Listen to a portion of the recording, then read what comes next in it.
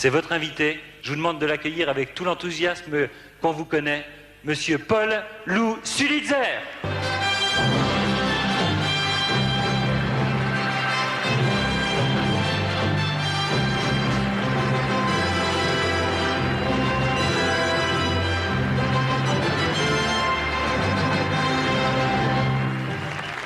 Nous avons décidé de vous remettre ce cheval cabré et nous l'avons choisi en pensant à Winston Churchill qui a dit que concernant les chefs d'entreprise, peu voyaient dans le chef d'entreprise un cheval fort et puissant qui tire le cheval de l'économie. Soyez assurés qu'on a reconnu en vous ce chef d'entreprise qui a un cheval fort et puissant.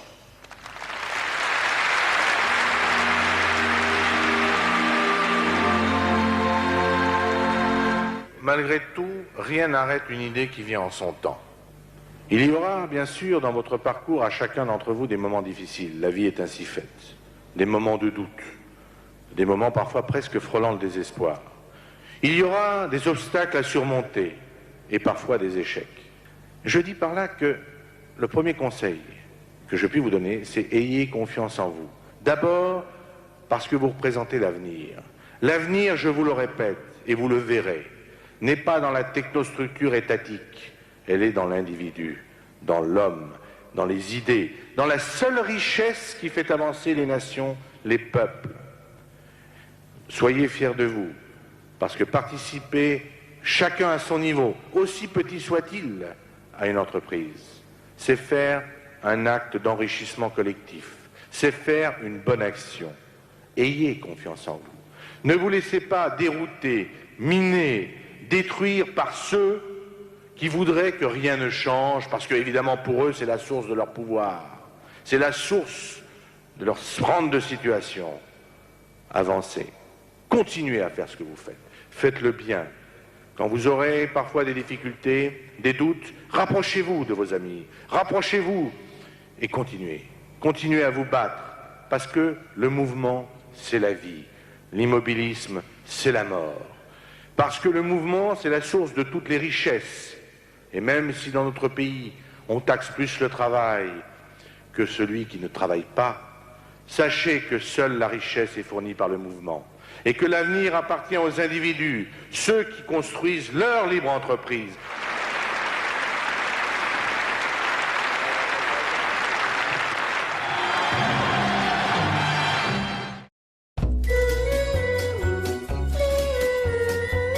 Dans sa course folle au succès, il n'en oublie pas moins l'amour. Il organise un mariage fastueux à la hauteur de sa réussite.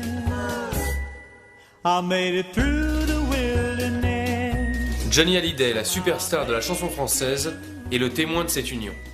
Jacques Chirac, alors maire de Paris, officialisera ce mariage qui symbolise aux yeux de Paul Lou Sulitzer sa consécration et sa revanche sur la vie.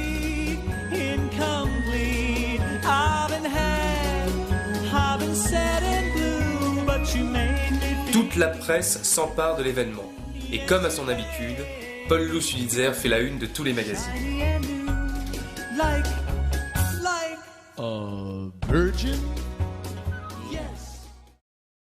Mais après 10 ans, le couple Sulitzer se sépare.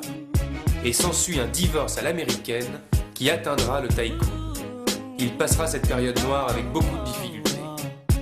Le cœur brisé, il tombe malade.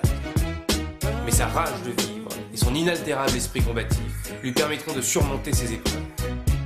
Et sur la route de sa nouvelle vie, il rencontre une jeune Polonaise de 22 ans, Eva Kowaleska.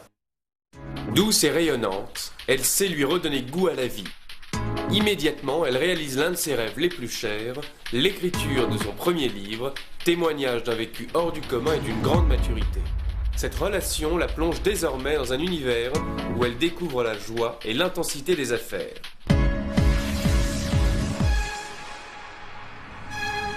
Telle l'héroïne du roman Anna, sa soif d'entreprendre et de créer guide à présent son destin.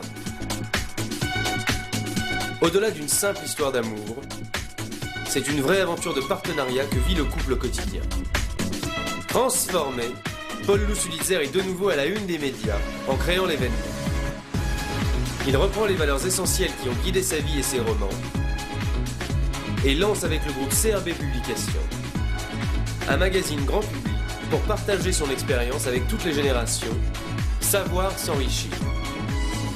Pour satisfaire et se rapprocher de son public, il développe des services audiotel et multimédia avec le groupe Télémédia, coté en bourse, présidé par Pierre Guillermo, et sa filiale Créanet, présidée par Jean-Paul Farge.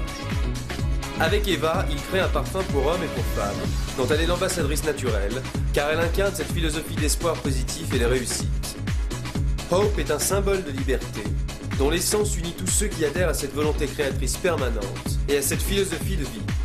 Fort de son expérience, Paul Loup Sulitzer est devenu l'homme qui cultivait l'espoir. Il décline désormais cette vision positive de vie dans de vastes domaines et sur de nombreux territoires, tout en continuant son métier de romancier, témoin des manipulations, des évolutions et des passions de son temps.